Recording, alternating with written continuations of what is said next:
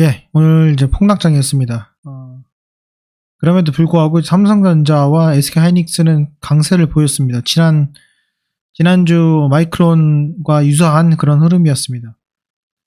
그건 그렇고요. 지금 많은 종목들이 지금 하락을 했고, 특히 코스닥 같은 경우에는 5% 급락을 했습니다. 5% 급락은 최근 3년 동안 몇 번 안 되는 그런 급락이고요. 5% 부근이 나오면은 그 부근 근처에는 조만간 단기 바닥이라는 모습을 항상 보여 주었다. 이렇게 좀 말씀을 드릴 수 있을 것 같습니다. 그래서 이렇게 나왔고요. 과거에 이제 코로나 때 급락이 있었는데 그 급락이 요때였습니다. 요때 이제 보시면 아시겠지만은 급락을 했던 데가 이제 5.7%가 나왔었고요. 그리고 그 이후에 이제 11%의 급락이 있었고 그 다음부터는 올라가 세우는 그런 모습을 보였습니다. 물론 여기서 이제 지키려고 하는 모습 이후에 이제 급락이 나왔는데 다시 돌아가가지고 오늘의 이제 급락을 보면은 직전 저점을 지키려는 모습은 전혀 보이지 않았습니다. 보이지 않았고 그대로 밀렸습니다. 그리고 오늘 해당하는 종가의 부근은 과거에 단기적으로 이제 데드캣 바운스다라는 그런 이야기가 나왔을 때에 개파락 부근에 해당이 됩니다. 이 부근은 아시다시피 북한 사무소 폭파 그리고 김정은 사망설 이런 것들이 나돌았을 때의 그 급락폭이었습니다. 그 부근까지 지금 내려왔고요. 그리고 이때의 종가를 좀 보시게 되면은 693포인트입니다. 그래서 692.37포인트랑 거의 동일한 그런 수준까지 와 있습니다. 저희가 예상한 바로는 여기 상바닥을 어느 정도 지켜줄 것이라는 생각을 했는데 이미 많은 기술주들이 전저점이 이탈된 상태였고 오늘 추가 하락을 통해서 이렇게 안 좋은 모습을 나왔습니다. 일단 이렇게 좀 말씀을 드려보고 많은 종목들이 이제 하락을 했어요. 특히 이제 기술주들의 개별주 종목들 그리고 신용이 많은 종목들은 많이 빠졌고요. 반면에 이제 삼성전자랑 SK하이닉스가 생각보다 강한 모습을 보여주었습니다. 삼성전자 같은 경우에는 시가가 마이너스 1.4%, 47% 시작해가지고 계속적으로 지켜주는 모습을 보여주다가 막판에 조금 올라가면서 마무리가 됐습니다. 그래서 15분봉상으로 이렇게 해서 마무리가 됐고요. SK하이닉스 같은 경우에도 개파락 나온 이후에 그대로 끌어올려서 약보합권 1% 정도의 하락으로 마무리를 했습니다. 이렇게 봤을 때 오늘 이제 공매도 흐름을 좀 보게 되면은 공매도가 오늘은 없었고요. 삼성전자도 보면은 공매도가 그렇게 많지 않은 그런 모습을 좀 보여주고 있습니다. 그리고 투자자별 매매 동향 잠깐 보시면은 기간의 매수세가 있었고 오늘은 이제 연기금 매수세는 없었습니다. 금융투자의 매수가 있었고요. SK하이닉스 같은 경우에도 기간의 매수세가 조금 들어왔습니다. 왜 이게 지금 많이 하락을 안 했나라고 좀 보면은 이 두 종목 같은 경우에 그래도 배당금을 주는 종목이고 주가가 보시면 아시겠지만 고점 대비 상당히 많이 빠진 모습을 볼 수가 있어요.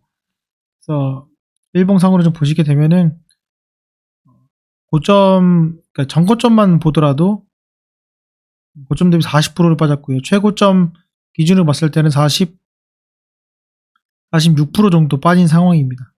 삼성전자 같은 경우에는 고점 대비 찍었을 때 보면 44%, 여기서 찍었을 때는 33% 정도로 빠진 상황입니다. 그래서 상당히 많이 빠진 상황이고 이때 시점은 과거 이제 코로나 때 이제 막 들어올리는 그런 시점까지 와 있기 때문에 그렇고요. 또 하나는 삼성전자 같은 경우에는 이제 5만 원의 라운드 피겨가 있습니다. 그래서 호가 하나 단위당 상당히 민감하게 반응을 할 수 있기 때문에 한 호가가 되게 치열하게 좀 움직였다고 볼 수 있어도 과언이 아닙니다. 그래서 오늘 보시면은 5분봉을 봤을 때 상당히 호가창 하나에 신중을 기했고 마지막에 여기서 75만 주가 한 번에 이렇게 들어오면서 한번 상승 추세를 줬다가 마무리가 되었습니다. 이렇게 됐고요. 일반적으로 오늘 이제 시가총액 오늘 투자자별 매매 동향 잠깐 보시면은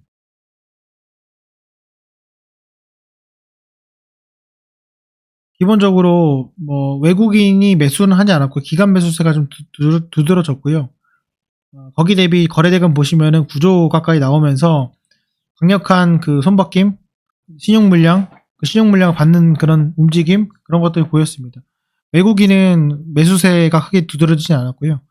코스닥 같은 경우에는 외국인과 기관의 매수세가 있었는데 장 초반에는 그렇게 없었습니다. 없었다가 장 후반에 몰아쳤고 동시효과 때 외국인이 마지막에 순매수를 한 것으로 확인이 됩니다. 그리고 이제 선물 같은 경우에는 외국인이 초반에 한 1,000억대의 매수세가 있었다가 막판에 매수를 강력하게 하면서 8,000억 매수를 했습니다.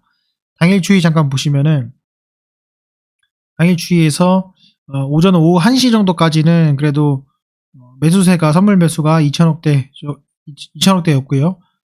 코스피 같은 경우에는 뭐 그냥 그런 모습. 코스닥은 조금 매수세가 들어왔는데 이게 뭐 300억, 500억 정도 들어오다가 막판에 3시 부근 정도부터 강하게 들어오면서 마감을 했습니다. 그럼에도 불구하고 주가는 주가지수 보시게 되면은 코스닥에서 보시게 되면은 눌려서 이제 마감을 한 그런 모습을 보여주고 있습니다. 그래서 이게 좀 코스닥 1000포인트 막 이렇게 얘기했는데 벌써 692포인트까지 내려온 그런 상황입니다. 참 힘든 상황이고요. 참 어려운 상황이지만은 뭐 대외적인 악재, 뭐 영국발 악재 그리고 여러 가지 이유가 있겠지만 상당히 힘든 상황입니다. 힘든 상황이고 시장도 많이 지금 털려 있고 앞으로도 또 털릴 그런 상황이고 이런 과정 속에서 우리가 좀 고민을 많이 합니다. 이걸 잊고 지내는 사람은 또 잊고 지내겠지만은 매일매일 보는 사람은 또 상당히 고통스러운 거 맞습니다. 그런데 이 상황에서 우리가 판단을 좀 해보면 내가 이 주식을 팔고 인버스로 들어갈지 안 들어갈지 아니면 내가 주식을 팔고 그냥 보유할 수 있는 정도의 심장일지 이런 것들은 스스로 판단하는 것이 좋은데 제가 뭐 계속 말씀을 드리지만은 저는 일단은 코스피 종목들 중에서 그나마 하락을 주도했던 것이 이제 반도체 비메모리 분야인데 그 중에서도 삼성전자 하이닉스가 최근에 그 견고한 모습을 보여준 마이크론과 같은 그런 모습을 그래도 보여줘가지고 그래도 저점은 맞긴 맞는데 투매가 개별 종목에 있을 수 있구나 이런 정도의 해석을 해봤습니다. 어쨌건 상당히 힘든 시간이고 그리고 많은 부분 결과가 좋지 않았을 때 힘들 수 있습니다. 그리고 내 잘못이 잘못됐다 판단할 수 있고 그런데 이런 상황은 뭐 제가 누누이 몇 번 말씀을 드렸지만은 10년 중에 2번은 무조건 오고요. 그리고 많게는 4번까지도 오는 그런 상황 중에 하나입니다. 그럼에도 불구하고 지금 같은 이런 대형 악재와 대형 이런 안 좋은 상황들은 사실은 정말 경제 사이클에서 10년에 한 번씩 나올까 말까 한 그런 사이클에 해당되는 그런 지표들이 나오고 있습니다. 그렇기 때문에 더욱더 두려운 건 사실이지만 그럼에도 뭐 우리가 원칙대로 가야 되지 않을까 이런 생각을 또 하게 되고요.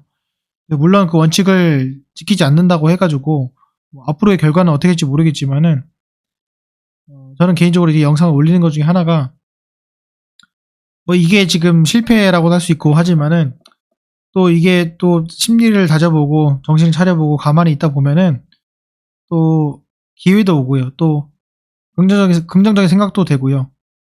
그런 것 같습니다. 그래서 항상 주식 그랬던 것 같아요. 제가 뭐 과거에 실패했을 때도 보면은 다시는 정말 주식하기 싫고 정말 힘들고 이거 떠나고 싶지만은 또 좀 세월이 지나서 보게 되면은 또 다시 주식을 해보고 싶고 다시 도전하고 싶고 이번에 다르게 하고 싶고 그런 것 같습니다. 그래서 포기하지 마시고 가장 중요한 건 포기하지 않는 것이 가장 중요하다 생각이 들고요. 오늘 하락 자체가 상당히 크게 나왔습니다. 특히 코스닥 같은 경우에 크게 나왔습니다.